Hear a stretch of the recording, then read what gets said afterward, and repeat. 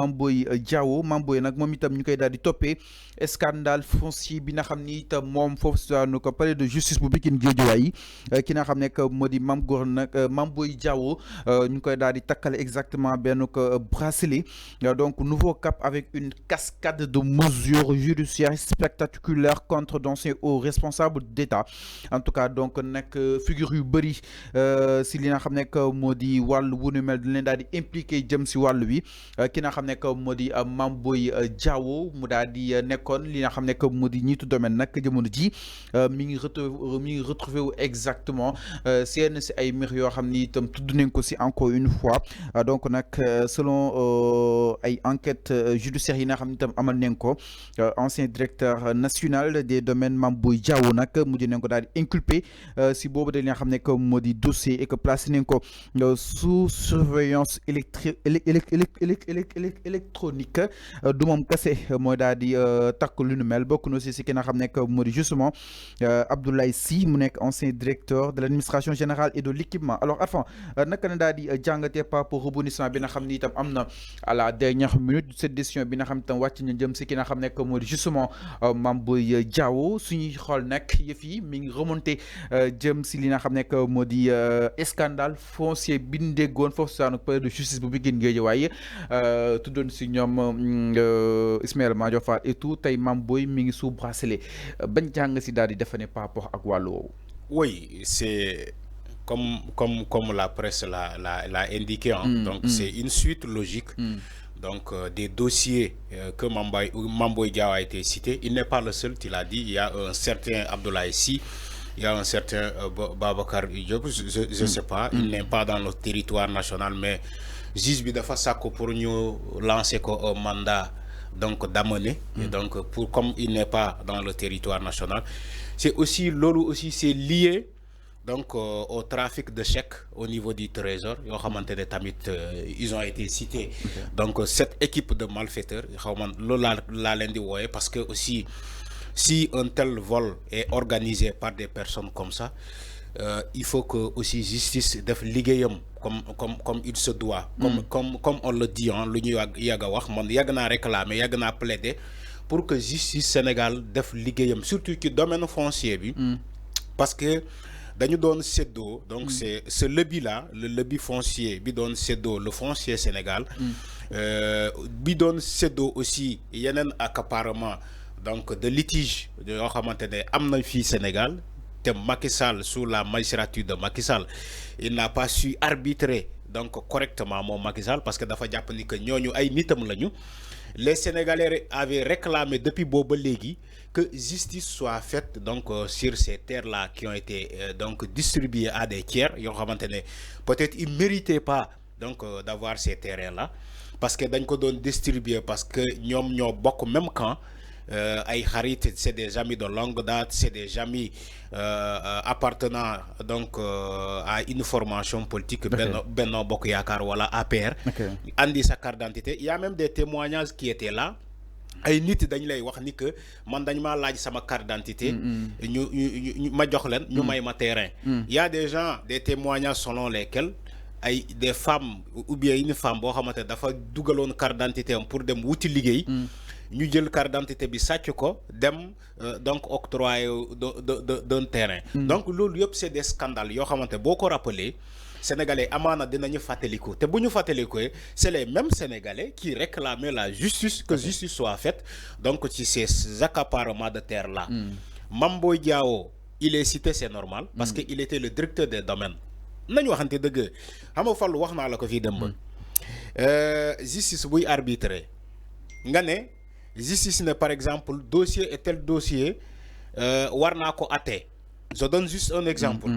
Alors justice buy atte ci un dossier de domaine ou bien un dossier de foncier mu dem jàpp quelqu'un koo xamante ne il n'est même pas, il connaît même pas ce domaine là, il n'a même pas travaillé dans ce secteur là, donc justice boobu dafa faillir à sa mission. Okay. Donc justice buy juger ay nit ci ay accaparement foncier ay trafic de chèques au niveau du trésor dafay jàpp ay nit yoo xamante ne ñoom ñoo fa nekkoon di fa liggéeyee ñoom ñoo xam dafay jàpp ay ñoo xamante ne ils ont les mains liées, ils ont été cités dans ces dossiers là. Donc moom moo tax ngeen gis ni des personnes condamnées sous bracelet électronique ou bien des personnes inculpées ñu takk leen ay bracelet électronique parce que dañoo ne le tribunal de correctionnel de Guédiawaye dafa am jamono bii nii li fa xew.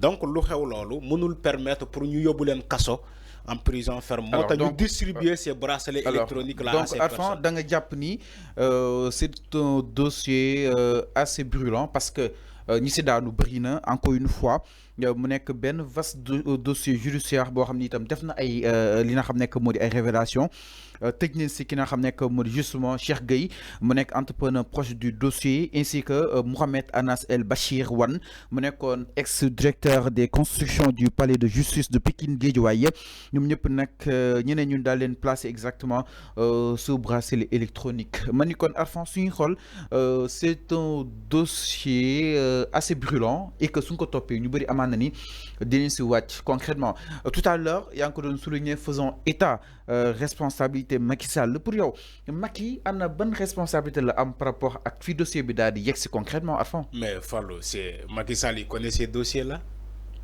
Macky moo taxaw ne Sénégalais yi man coow la plupart ci coow yu may fekk palais mais c'est du domaine du foncier Macky moo ko wax Macky ci boppam moo ko wax.